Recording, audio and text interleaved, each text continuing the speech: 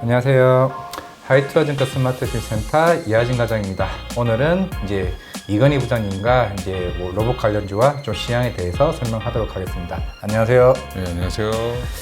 네, 어제 공매도 이슈로 굉장히 큰 폭으로 좀 상승 흐름이 나왔었죠. 그죠? 오늘도 조금 기분이 좋길 바랬는데 네. 오늘 시장은 조금 어제 공매도 코스피 시장은 거의 한 5% 정도 그렇고 코스닥은 한 7% 정도 올랐는데 일단은 지난주부터 이제 특히 좀 반등 흐름이 하나둘씩 좀 나오긴 했었습니다. 특히 미국 같은 경우는 고용 이제 월간 보고서가 그만큼 이제 미국 이제 파업한 이제 노동자들에 대한 부진들이 꾸준히 나오게 되면서 이제 고용이 부진하다 보니까 국채 금리도 이제 내려앉게 되면서 이제 워낙 강세 기조로 나오게 되면서 외국인 수급도 좀 긍정적인 흐름이 나왔었는데 결국에는 주말에 이런 공매도에 대한 한시적 금지가 내년 한 상반기까지 이제 한시적으로 이제 금지하는 방안이 나오게 되면서 좀 어제 이제 시장이 좀 크게 오르긴 했었는데 폭발적인 매수가 나왔죠. 예. 네.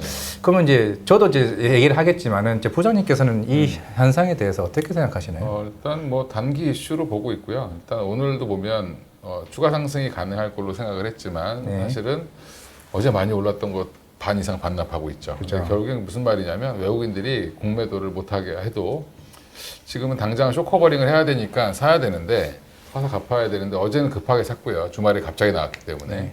근데 그걸 또 추종하는 세력들이 있었고, 근데 하지만 오늘은 선물을 시작부터 누르기 시작해서 사실 현물 가격을 떨어뜨린 상태에서 지금 사면서 약간 좀 갚으려고 하는 그런 형태를 보이지 않나 생각하고 있고요. 그리고 한 이번 주까지는 그래도 저는 단기적으로는 수급은 긍정적인 요인으로 작용할 가능성이 높다고 보고 있습니다. 왜냐하면 여전히 공매도한 물량도 사야 되기 때문에 네. 바닥은 좀 제한시킬 수 있지 않나. 그래서 추가 상승도 좀 나올 가능성이 있다고 생각하는데 그게 이제 문제는 단기적 이슈로 끝날 가능성이 너무 높지 않겠나. 오히려 지금 파생 시장에서 오히려 매도 포지션을 더 늘릴 수 있는 그런 현상이 나올 수도 있고요. 주식 선물도 지금 상장되어 있는데 이것도 매도를 할 수 있죠. 이런 부분들까지 있기 때문에 단순히 공매도 폐지만으로 주가가 계속해서 올라갈 가능성은 좀 떨어진다 이렇게 보고 있습니다. 그렇죠. 사실 지난주까지는 특히 외국인 수급 흐름은 거의 하방 쪽으로 조금 보고 있었는데 어제 갑자기 거의 한 14,000주? 거의 그만큼 선물 쪽에서 매수 강하게 나오면서 옵션 반기를 따른 이제 공략 자체가 완전 엇갈려버리는 흐름이 아니었나라고 하면서 오늘도 좀 빠른 이제 하락세가 나왔는데 결국에는 어제 또 하나 나왔던 게 사실 양도소득세잖아요. 그렇죠. 결국에는 10억에서 20억으로 사용 한도까지 하게 되면서 결국에는 이번 금감원이나 이제 우리나라 정책적인 측면에서 시장을 끌어올리는 정책적인 흐름이 좀 기대될 것으로 보이고 있는데 오늘 지금 촬영하는 기간에서 지금 오늘 이제 에코프로가 실적이 안 좋게 나오면서 그것도 억눌림이 좀 있지 않을까 생각을 하고 있는데 그러면서 사실 공매도 쪽에서 시장에서 보는 거는 수급 쪽의 요인이다. 아니다. 펀더멘털 쪽 요인을 봐야 되기 때문에 결국 글로벌 시장 자체가 분위기가 안 좋기 때문에 2차 전지에 대한 센티멘트는 사실 지금 자체는 조금은 수급 적인 요인보다는 펀더멘털을 봐야 되는 시각도 있다라고 보는 것 같더라고요. 이것도 그 부장님께서는 물론 2차 전지를 상반기 때는 좀 좋게는 보셨고 지금은 조금 충분히 그런 부분이 있는 것 같은데 어떻게 보십니까? 일단 좀 쉬어야 되는 과정인데, 네. 그러니까 너무 과하게 올랐던 부분들이 어떻게 보면 해소되는 국면이었는데, 사실 좀 최근에 보면 에코프로 기준으로 보면 고점 대비 거의 3분의 1 토막까지 빠졌으니까, 기술적 반등이 나올 자리에서 어떻게 보면 이 공매도 해제 이것 때문에 금지 이것 때문에 급등을 했다라고 보시면 되고, 오늘도 제일 강했죠, 사실은. 제일 강했는데, 중요한 건 LNF가 어제 실적을 발표했는데, 최악으로 나왔습니다. 그렇죠. 그러면 당분간 이쪽 양극재 업체들은 좀 안 좋을 가능성이 높다라고 생각하시고 대응을 하시는 게 맞고 주가가 수급만으로 올라갈 수도 있지만 사실은 재료가 받쳐주지 못하면 특히 이제 실적이라는 재료가 받쳐주지 못하고 주변 여건이 안 좋아지면 전방 산업이 안 좋아지면 사실은 계속 올라갈 수는 없거든요. 수급만으로는.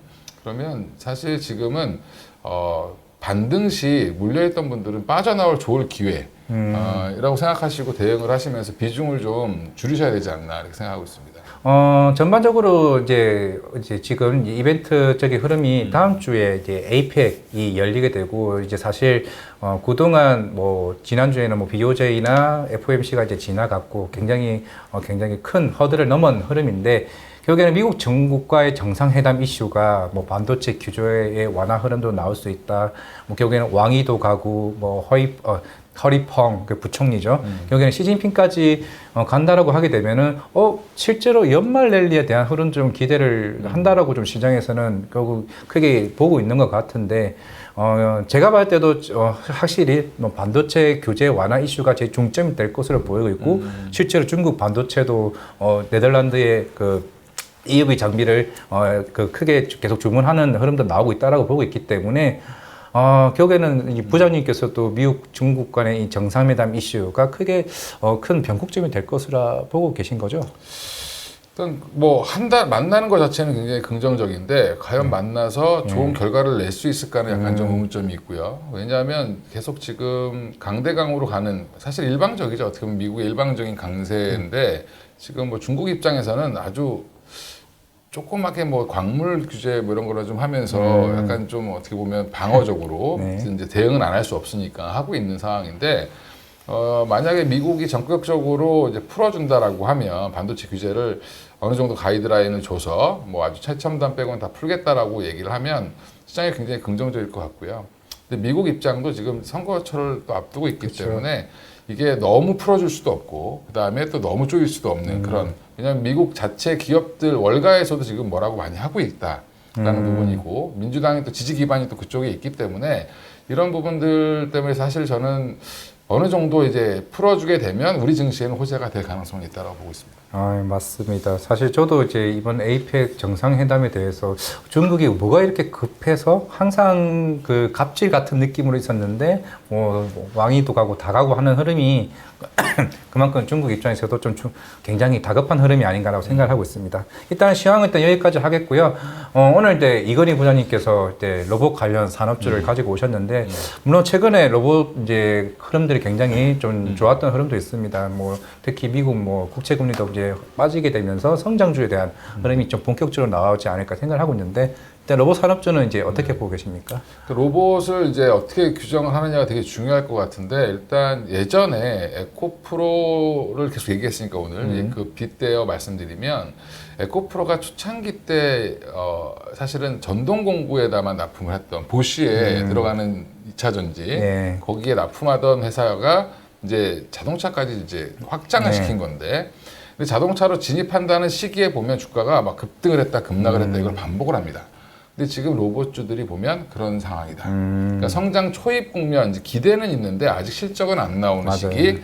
이런 시기에는 주가가 이벤트가 나오거나 뭐 삼성전자가 뭘 한다라고 하면 막 급등했다가 또 별 얘기가 없거나 뉴스가 거리가 없으면 쭉 빠졌다가 이제 이게 지금 한 2차례 정도 이렇게 흔들었는데 올 초부터죠. 그러니까 작년 연말부터 올 초에 삼성전자가 로봇 사업부를 본격적으로 출범시키면서 사실은 이제 주가 부양이 됐던 부분이 있는데 이게 거품이 빠졌다가 다시 거품이 생겼다가 이걸 반복하고 있다. 근데 이 와중에 그러면 주가가 많이 밀렸다가 반등을 할 시기에는 한 번 정도 쫓아가도 괜찮다라고 보고 있고요. 중장기적으로는 이쪽 사업은 어떻게 보면 이제 스타트를 막 하기 시작하고 이제 규제를 막 풀기 시작하는 중이죠. 그러면 이제 정책적인 이슈나 그다음에 대기업들이 여기다 돈을 투자한다는 거는 앞으로 이쪽이 돈이 될 가능성이 높다라고 판단을 했다라는 거죠. 그러면 우리가 투자를 할 때 보면 돈의 흐름을 보셔야 되는데 어떤 돈의 흐름이냐면 대기업이나 정부가 돈을 주는 데가 사실은 투자를 하는 데가 앞으로 좋아질 가능성이 높다. 그러니까 한마디로 돈이 모이는 쪽이 돈을 벌 기회가 더 많은 거죠. 그러면 지금 삼성전자가 레인보우 지분을 인수했는데 언제든지 콜옵션을 행사하면 대주주가 될 수 있습니다. 최대주주가 될 수 있습니다. 근데 지금 그러면 그렇게 안 하고 있고 사실은 그냥 2대주주로서 협업을 하고 있는 중이고 레인보우 같은 경우는 그다음에 지금 대기업들 보면 현대자동차도 로봇 사업을 하고 있고 하나도 10월 달에 출범을 했죠. 하나로보틱스. 그다음에 그 외에 지금 보면 두산은 뭐 아예 로봇 관련 회사가 있고요. 그 외에 이제 뭐 SK나 LG나 지금 다 하고 있습니다. 맞아요. 그러면 이 대기업들이 지금 경기가 안 좋음에도 불구하고 이쪽에다가 일부 자금을 계속 넣는 이유는 어떤 시장, 로봇 시장이 굉장히 큰데 그 일부 시장을 자기네들은 먹겠다. 어느 정도 선점을 하겠다라는 그런 포부를 밝혔다라고 보시면 되고요. 또 지금 하나는, 그러니까 뭐 우리나라도 지금 인력 문제가 심각하지만 사실은 실업 문제가 있는데 또 공장에는 사람이 없습니다. 외국인 노동자들을 언제까지 더 받아들일 거냐라도 문제가 있고, 근데 이런 부분들은 결국에는 궁극적으로 공장에 뭐 스마트 팩토리라고 하는 자동화라든지 사람을 조금만 투입해도 모든 공정이 될 수 있는 과정, 이런 것들을 점점 확대해 나갈 수밖에 없다라고 보면 관련해서 로봇 사업이 지금 단기적으로 실적이 좋니 안 좋니 이걸 따지기보다 이제 앞으로 쭉 봐야 되는, 물론 이제 그 중에서 옥석이 나오겠죠. 옥석이 나오기 전까지는 대장주 중심으로 좀 보셔야 된다라고 생각을 하고 있고요. 그게 이제 뭐 산업용이나 군사용이나 뭐 서비스나 뭐 요즘 식당 가면 뭐 맞아요. 서빙 로봇들 이제 흔해졌죠, 굉장히. 맞아요. 예, 그래서 지금 그게 결국에는 왜 대형 식당에 그런 것들이 많아졌을까? 아줌마들의 인건비가 굉장히 많이 올라갔습니다. 그렇죠. 맞아요. 근데 문제는 인건비를 많이 올라서 뭐 옛날에 뭐 강남 250, 강북 200 뭐 이랬는데 지금 강남 300, 뭐 강북 250이라고 합니다. 근데 이제 문제는 그렇게 줘도 사람을 못 구한다는 거죠. 네. 이제 힘든 일을 기피하는 현상은 점점점 많아지고 있기 때문에, 그리고 코로나 국면에 들어서면서 사실은 중국에서 유입되던 그런 우리나라 조선족들 그런 분들이 생각보다 많이 못 왔다는 부분도 사실 인력 수급에 문제가 생겼던 코로나 거죠. 이슈도 있었고. 네. 예. 근데 그게 우리나라만의 문제가 아니라 주요 선진국들은 대부분 그런 문제를 갖고 있습니다. 미국도 마찬가지고. 미국이 지금 고용이 너무 좋은 것도 사람이 부족해서 그런 거죠. 그렇죠. 예. 그러면 이제 결국에는 이런 것들을 해결하는 과정에서 로봇은 꼭 필요하다고 보고 있고요. 예. 그래서 레인보우 로보틱스를 좋게 생각을 하는데, 타사 자료에 따르면 일단 삼성전자와의 협업을 좀 가장 중요하게 생각하고 있습니다.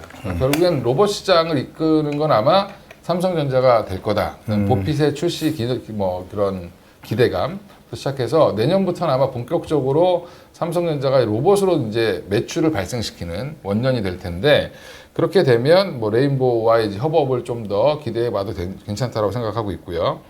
또 하나가 이제 그러면 이제 이건 로봇을 만드는 회사고. 만드는 회사고, 다음은 부품 회사인가요? 부품 회사죠, 이제. 뭐 부품하면 뭐 감속기일 텐데. 그렇죠. 사실 감속기 시장은 일본이 다 장악을 하고 있는데, 그거를 이제 특허가 만료된 게 있습니다. 특허가 만료된 감속기를 SBB도 만들고, 뭐 더 SPG도 SPG. 만들고 하는데, 뭐 SPG가 됐던 SBB 테크가 됐던, 결국에는 이 감속기 사업은 결국에 로봇이 많이 만들어지면 만들어질수록 좋아질 수밖에 없는 이제 어떻게 보면 부품이죠.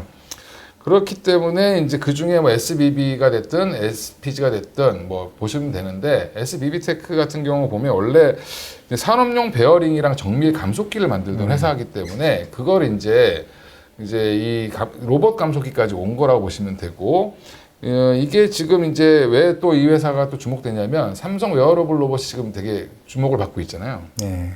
이게 뭐 연말에 나오냐, 뭐 내년 연초에 나오냐, 뭐 여러 말이 있는데, 그때 거기 안에 들어가는 감속기도 여기서 이제 납품을 했다라는 부분이 투자의 핵심일 것 같습니다. 그래서 제가 오늘 로봇주 2개를 말씀드렸는데, 이건 둘 다 사실은 삼성전자와 연관이 되어 있다고 생각하시고 보시면 될 것 같습니다. 네, 잘 들었습니다. 로봇주들 최근에 워낙 이제 흐름도 좋았었고, 결국에는 부장님 말씀대로 그냥 대기업들이 그 정도, 그 어떻게 보면 가장 우량적인 고객사를 두고 있다는 게 자체가 그만큼 안정적으로 성장하는 발판이 좀 된다라고 생각을 하고 있습니다.